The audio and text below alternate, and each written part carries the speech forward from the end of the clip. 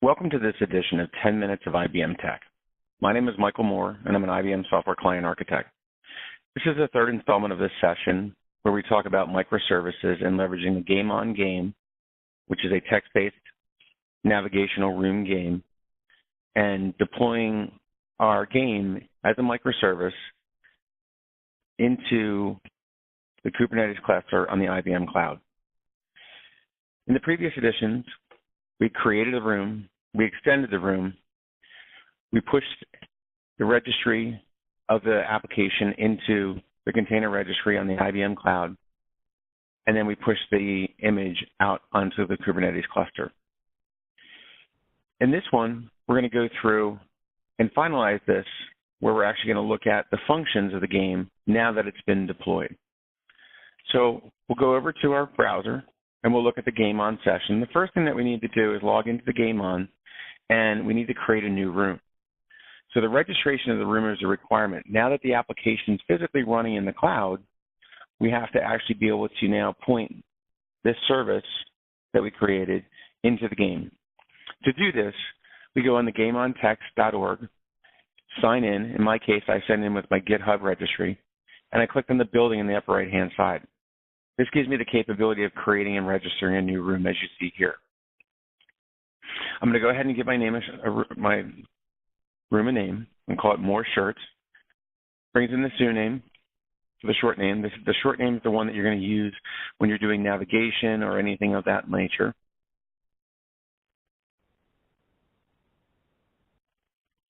I'm going to define the health endpoint that I had, the WebSocket endpoint that was created when we were building it out.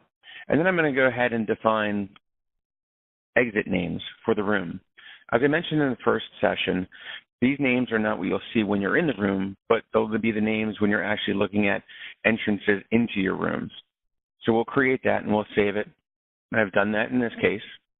So now I'm going to actually go back to the main screen. To get back to the home screen, you type /SOS, and this will bring you back to the main session. In this case, mine's been suspended, so I'm going to go back. You'll notice that this is the first room. So this is the foundational room that you're going to be entering into, and it gives you some information about that. To see what rooms that you've created, you can type in list my rooms. In my case, I've created several rooms, so you'll see them all listed here. The one that I just created is More Shirts, and that's the one that we're going to use for this example. If you type in /help, it'll give you the help information and what's available within the room that you're in. And you'll notice that there's a command here for teleport. You can only teleport when you're in the main room. So in this case, you always have to go using the /SOS to get to the first room to then be able to teleport to another room, unless you're using the north, south, east, west navigations with the go switch. So for this, we're going to go ahead and teleport to our room, and it's called More Shirts.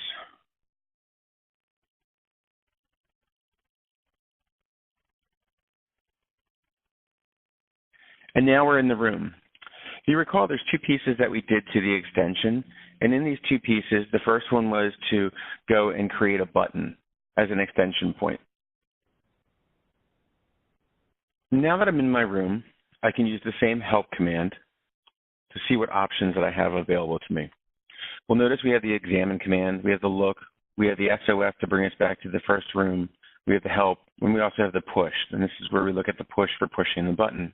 In this case, I can click on the button up here, and it actually will populate the words. But in this case, if I just type in /push, it just returns me back to the page. So I need to indicate what I'm actually trying to push, and the object that's in the room is button.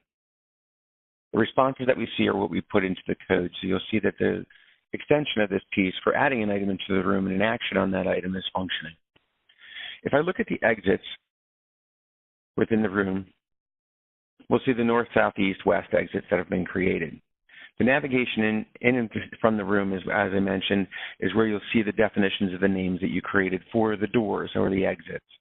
So in this case, I'm going to go ahead and type in /go, and let's go north. And now we're in the north room.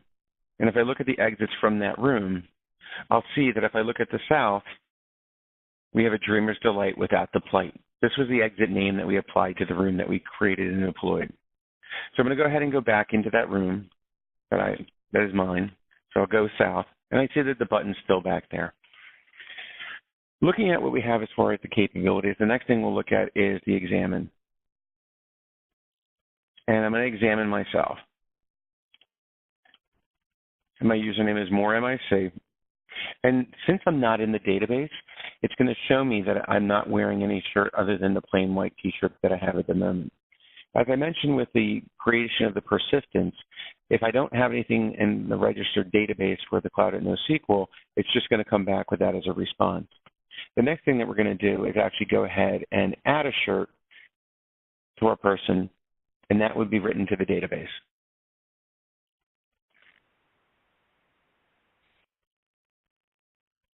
We'll go back and we'll use the help command again to see what commands are available to us. In this case, when I said to examine, you kind of look to see what I'm actually looking at right now. The one switch that you don't see in the list is the equip switch. So if I use the /equip, it tells me that to use the switch for list shirts to find the shirts that exist. So I'll use the /list shirts.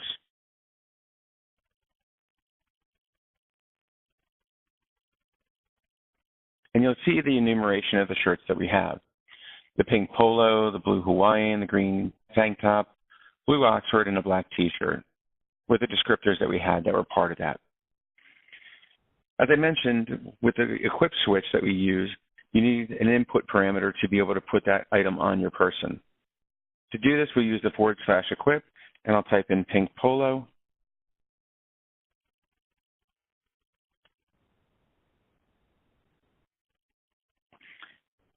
And now it tells me you're now wearing a beautiful pink yuppie-colored polo.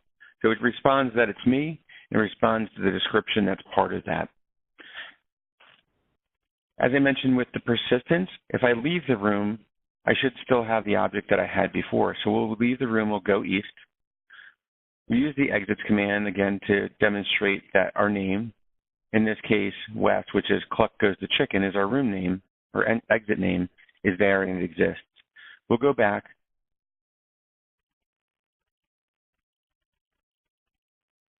to the west, and we'll see that we're back in the same room. And if I type in examine and look at myself again, I'll see that I'm wearing the beautiful pink yuppie collared shirt. So under most circumstances, without the persistence, I would have lost this context of who I am and what I'm wearing.